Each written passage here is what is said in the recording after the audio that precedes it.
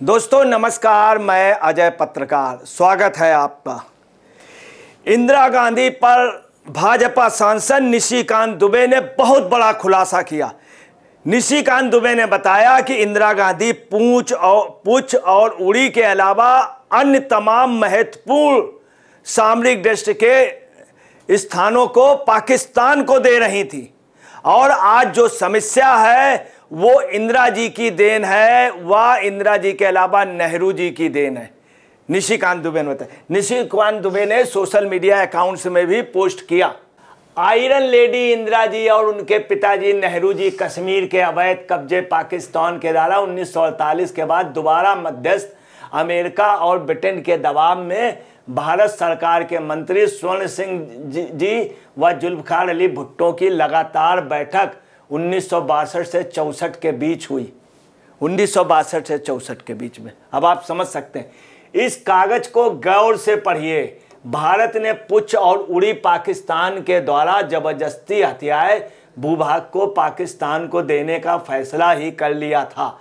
इतने पर ही मामला नहीं रुका। गुरेज में पूरी नीलम और किशनगंगा घाटी के साथ लाइन ऑफ कंट्रोल को अंतर्राष्ट्रीय सीमा भारत की आज की समस्या की एकमात्र कारण कांग्रेस का हाथ किसके साथ, स्पष्ट रूप से कहा। आप समझ सकते हैं कि कांग्रेस का हाथ किसके साथ रहा।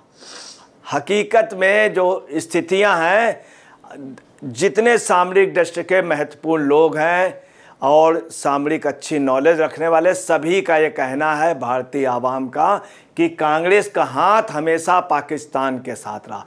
कांग्रेस का जन्म पाकिस्तान में दिया।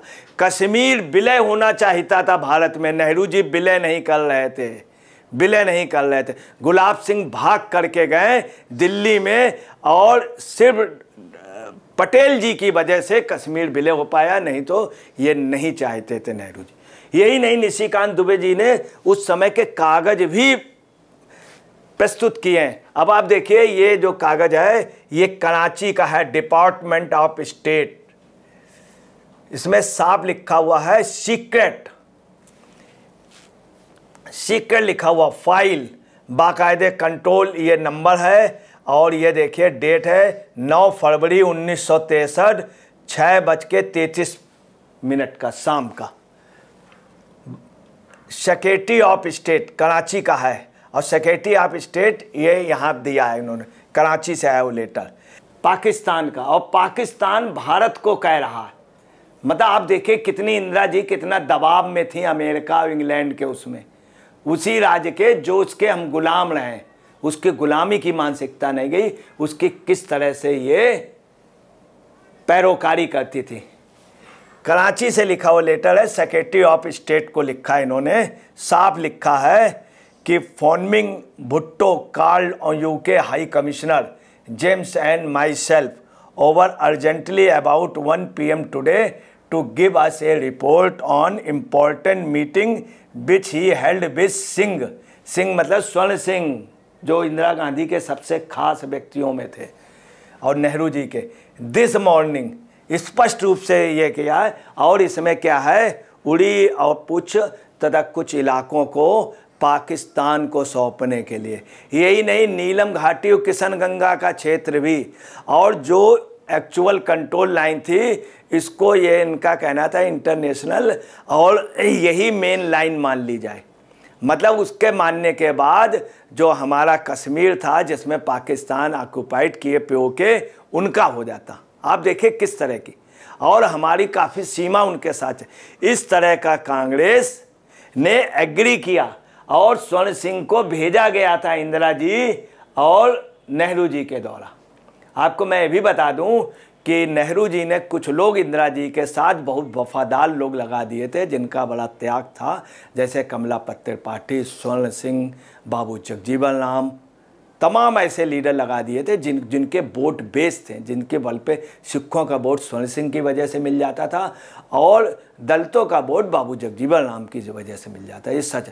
कुछ मुस्लिम लीडर लगा दिए थे, उनसे मुस्लिम का वोट इंदिरा जी को मिल जाता था। देखिए किस तरह से देश को बेचा गया।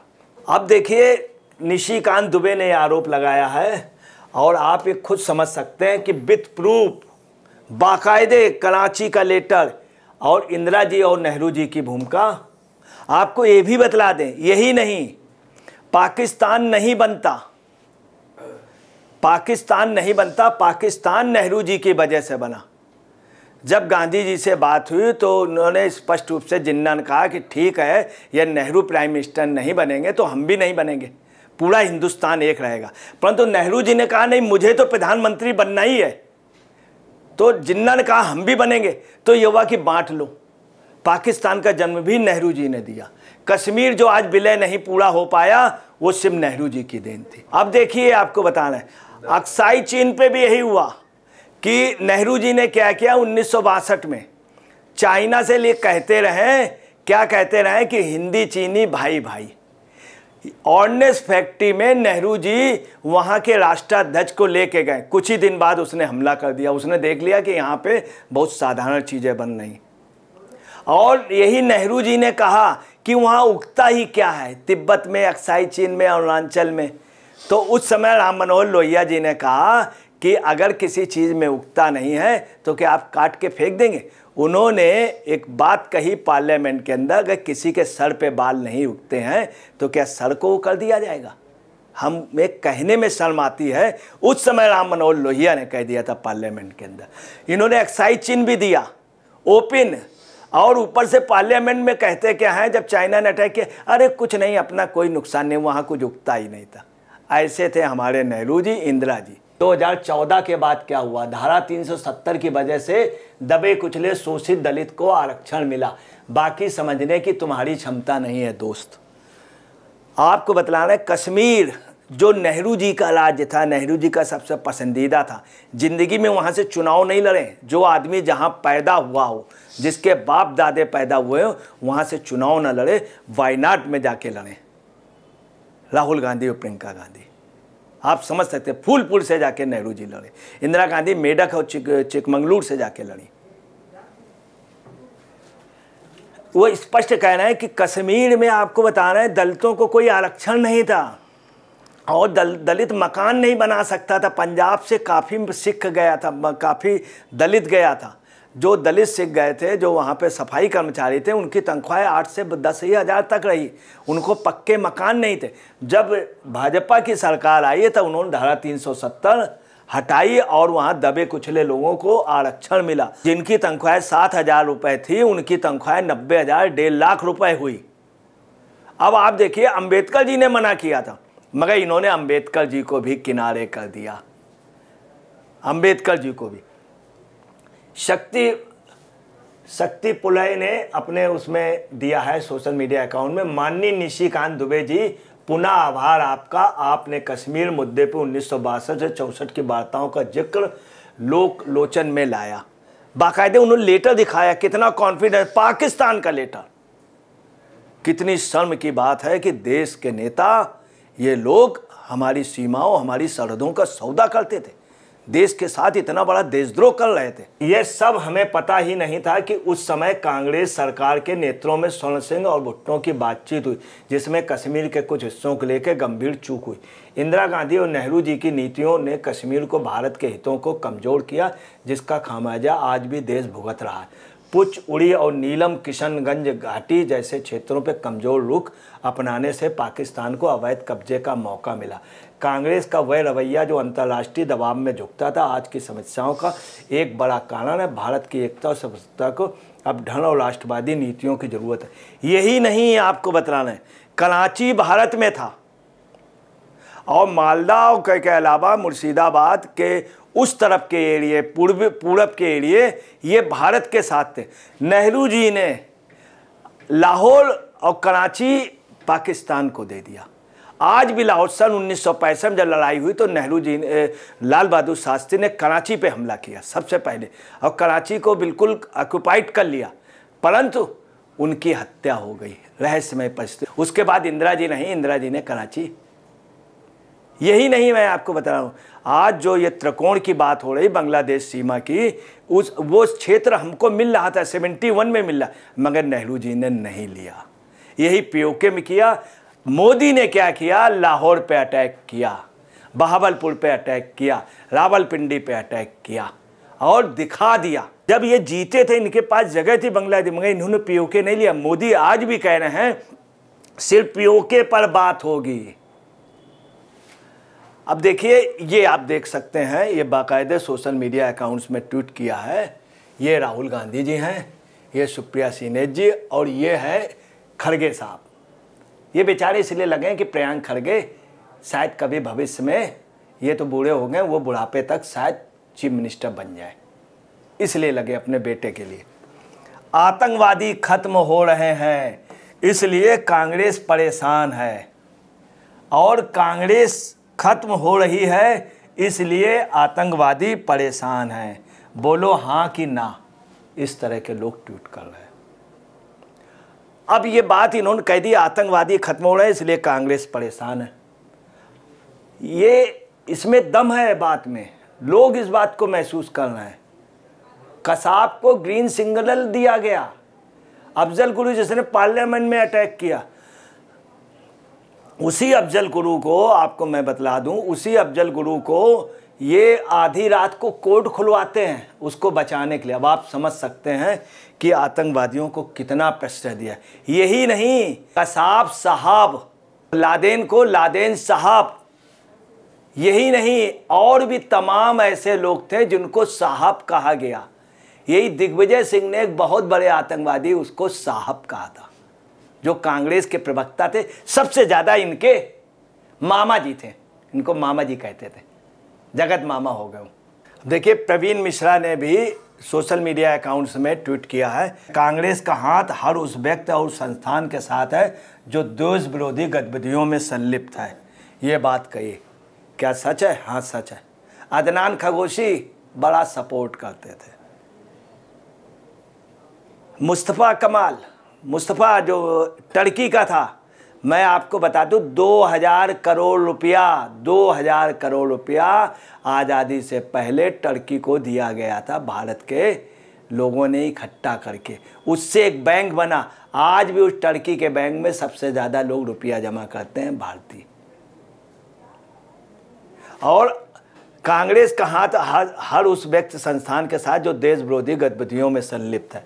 मैं आपको बतला दूं कि पाकिस्तान का एजेंट, आईएसआई का एजेंट, उसको कांग्रेस यहाँ लाई थी, स्पेशली उसके भाषण कराए थे, जो एक तथाकथित पत्रकार था। बाद में पता चला आईएसआई का और पाकिस्तान का हमेशा सपोर्ट कर। यही नहीं, एक लेडी है और जो भारत के खिलाफ लिखती है, भारत के खिलाफ बोलती है, पाकिस्तान समर्थक है। अभी राहुल गांधी बाहर गए तो उस लेडी से बड़े उससे गुफ्तगू हो रहे थे। और यही नहीं कि आपको बतलाना है कि ये राहुल गांधी बाहर जाके क्या कहते, विदेश में भारत की कैसे बदनामी करते, सिखों को केस रखने का अलाउ नहीं है। बताइए, इस तरह की बात करते हैं। जो भी आतंकवादी, अफजल गुरु की खुल के पैरवी की। कांग्रेस की सरकार थी, कांग्रेस ने कश्मीर से लिख करके दिया राष्ट्रपति को, कलाम साहब को, कि उसको फांसी ना दी जाए। मर्सी अपील की, उसकी वाइफ को भेजा कि मर्सी अपील के लिए कि राष्ट्रपति ने भी हमारे यहाँ, चूँकि कलाम साहब थे, वो चाह रहे थे तुम आ करके हमसे कहो ताकि हम सब जगह तुम्हारे बारे में बताएं भी। ये कांग्रेस का, अफजल गुरु का खुल करके देश बांटने वाली ताकतों के साथ जुड़ी है कांग्रेस हमेशा। निसंदेह ये खुद भारत का भला नहीं चाहती थी। अपने पिताश्री की तरह इन्होंने कोई खासा अच्छा नहीं किया भारत का। यही नहीं, आपको बतला रहे हैं, तमाम जगह जो आज श्रीलंका का मतभेद है, आपको बता रहे हैं, बेहद अफसोस की बात है, इस देश का प्रधानमंत्री जाता है। प्रधानमंत्री सेना का अधिकारी नहीं है, राजीव गांधी, और वहाँ जाके समझौता कर लेता बर्धने से, राष्ट्रपति से, कि हम अपनी सेना भेजेंगे। आप देखिए कितनी बड़ी बात। प्रधानमंत्री कैबिनेट की मीटिंग बुला करके ही कर सकता, वो राष्ट्रपति करेंगे, वो वहाँ समझौता कर लेते। देश से छिपाया गया। और इन्होंने क्या किया, बगल में प्रेमदासा बैठे थे, प्रेमदासा ने बदतमीजी कर दी और गार्ड ऑफ ऑनर में उल्टी बंदूक से हमारे प्रधानमंत्री को मारा गया। कितने अफसोस की बात थी। मेरा प्रधानमंत्री, मेरे देश का प्रधानमंत्री, मैं कितनी बड़ी गलती कर रहा था। वो तब पता चला जब बुश के किसी ने सू फेंका, तब यहाँ पे ख्यूज आई कि वो हमारे प्रधानमंत्री पे पहले कांड हुआ था, अमेरिका के बाद में। इस तरह से छिपाया गया देश के साथ। यही नहीं, कश्मीर आपको बता रहे हैं, भारत और श्रीलंका के बीच में एक द्वीप है, वो भी कांग्रेस ने दे दिया। ये जो लिख रहे हैं बिल्कुल सही लिख रहे हैं, मुझे अब पता चल रहा है। आप देखिए, समर बिश्नोई ने अपने सोशल मीडिया अकाउंट में दिया, कांग्रेस पार्टी गजवा हिंद का भाग है, गजवा हिंद का। हम लाख छुपाएं प्यार मगर दुनिया का पता चल जाएगा। ये देखिए, इसमें ये राहुल गांधी बने हुए हैं और ये पाकिस्तान बना हुआ। हम लाख छिपाएं प्यार, ये देखिए गलबैयाँ हो रहे हैं ये लोग, आप देख रहे हैं। लेकिन छुप छुप के मिलने से मिलने का मज़ा तो आएगा। ये देखिए पाकिस्तान, इस तरह के लोग ट्वीट कर रहे हैं, लोगों के दिल से आवाज़ें निकल रही, लोगों के दिल से। भारत का कितना हिस्सा दिया, कितना छोटा भारत। एक तो भारत अफगानिस्तान तक होता, बर्मा तक होता। देखिए, जानबूझ के इन्होंने देश को बर्बाद करने के लिए पहले पाकिस्तान बनाया। पाकिस्तान के बाद में इन्होंने क्या किया, तिब्बत चाइना को दे दिया, तिब्बत जबकि हमारे में था। तिब्बत के बाद इन्होंने बांग्लादेश बनाया और वहाँ से करोड़ों आदमी यहाँ बसा दिए। यही नहीं, उन्हीं के बांग्लादेशी को राष्ट्रपति तक बनाया इन्होंने, और कई मंत्री। यही नहीं, कश्मीर के आतंकवादी को इन्होंने सांसद बनाया। ये देश में रहा। इसके बाद इन्होंने क्या किया कि इसके बाद सियाचिन दे दिया। सियाचिन के पहले नेहरू जी ने बाकायदे काफ़ी एरिया भारत का दे दिया, कई हजार वर्ग किलोमीटर जगह उनको दे दी। 1971 में यही हुआ। 1965 में इन्होंने क्या किया, कच्छ का एरिया दे दिया। आप देखिए, कच्छ का एरिया दे दिया। और इसी में आपको बता रहे हैं, वो एरिया पूरा जीत करके लाल बहादुर शास्त्री ने दिया था। लाल बहादुर शास्त्री आते तो यहाँ पे अनवरत प्रधानमंत्री रहते हैं, शायद ये खानदान ना होता। परंतु क्या हुआ, उनको वहीं ताशकंद में रहस्यमय परिस्थितियों में। तो देश के साथ अगर देशद्रोह किसी ने किया है, ये बात निशिकांत जी कह रहे हैं, लोग कह रहे हैं देश के साथ भद्दा मजाक किया है, तो इनके परिवार ने किया है। इसीलिए इनके परिवार को लोग आज भी विश्वास नहीं करते हैं। और ये ज़बरदस्ती प्रधानमंत्री लोग बनते रहे, ये ज़बरदस्ती बनते रहे। ऐसे इंदिरा जी के मरने पे प्रणब मुखर्जी बनाए जा रहे थे पीसीसी की बैठक में, मगर राजीव गांधी को ऊपर से ला करके राष्ट्रपति भवन मंगा के शपथ दिला दी गई। सब ज़बरदस्ती। सोनिया जी भी ज़बरदस्ती गई थी। आज तक बात नहीं बता पाई कलाम साहब ने क्या कहा था। अगर हिम्मत होती तो बता देती, नहीं बताया। ये गई थी बाकायदे समर्थन लेके, क्यों नहीं बनी राष्ट्रपति भवन में। ये वजह है क्योंकि सिर्फ कलाम साहब ऐसे थे जिन्होंने राइट टाइम इनको किया, बिल्कुल राइट टाइम। नहीं दिए मर्सी अपील, नहीं किया अफजल गुरु को, तो नहीं किया। पूरी कांग्रेस खड़ी रही, उनके चीफ मिनिस्टर का लेटर था रिटन में। अभी इन्होंने निशिकांत जी ने किया। निशिकांत जी ने एक एक करके कई चीज़ें इनकी ओपन की। बाकायदे गुजरात वाली जगह, कच्छ की जगह का उन्होंने बताया, किस तरह से इन्होंने समझौता कर लिया कि अगर भारत कुछ करेगा तो उनको बताएगा।